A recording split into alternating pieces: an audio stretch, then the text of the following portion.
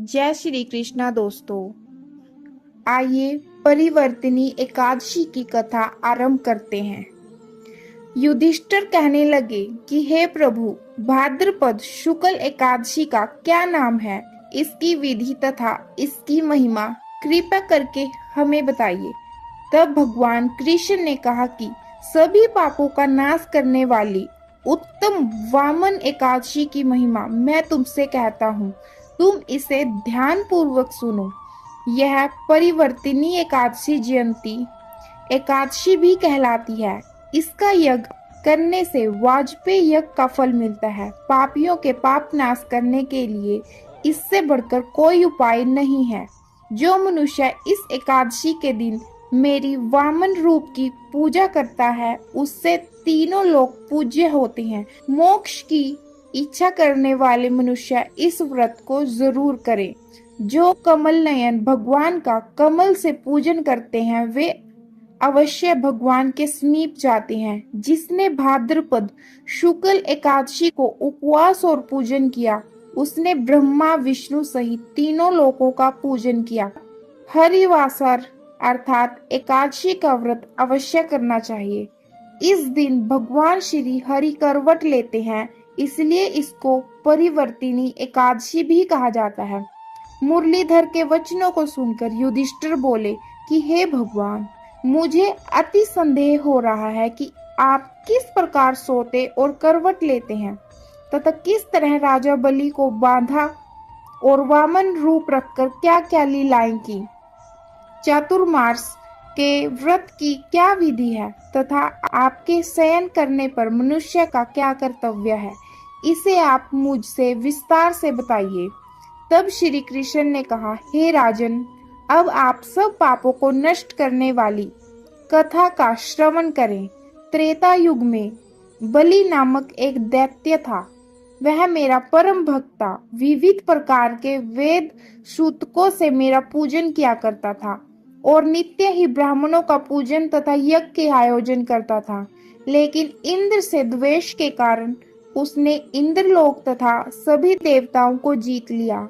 इस कारण सभी देवता एकत्र होकर सोच विचार कर भगवान के पास गए। बृहस्पति सहित इंद्रादिक देवता प्रभु के निकट जाकर और नतमस्तक होकर वेद मंत्रों द्वारा भगवान का पूजन और स्तुति करने लगे।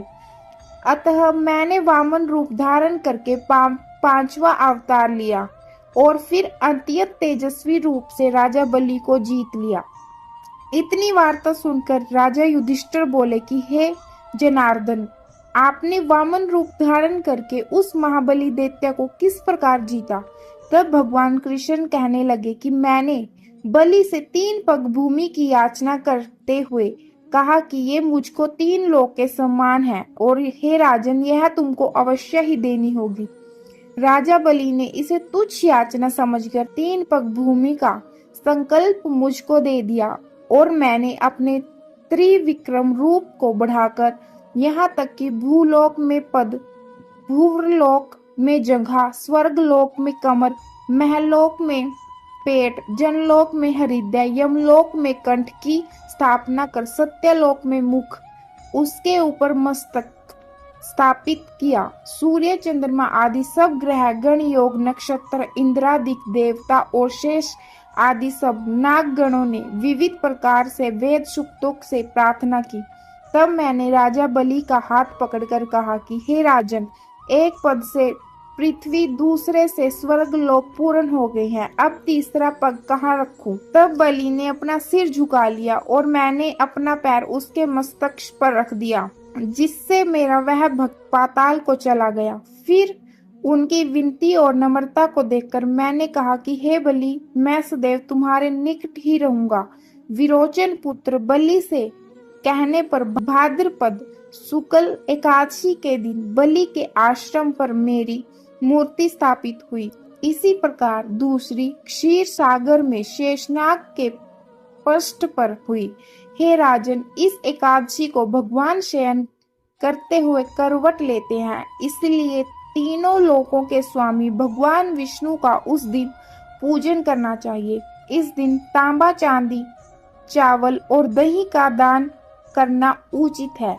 इसके साथ ही रात्रि को जागरण अवश्य करना चाहिए। जो विधि पूर्वक इस एकादशी का व्रत करते हैं वे सब पापों से मुक्त होकर स्वर्ग में जाकर चंद्रमा के समान प्रकाशित होते हैं और यश पाते हैं। जो साधक इस कथा को पढ़ते या सुनते हैं उनको 1000 अश्वमेध यज्ञ का फल प्राप्त होता है और श्री हरि की कृपा सदैव के लिए प्राप्त होती है। जय Shri Krishna.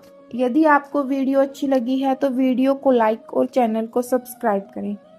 Thanks for watching.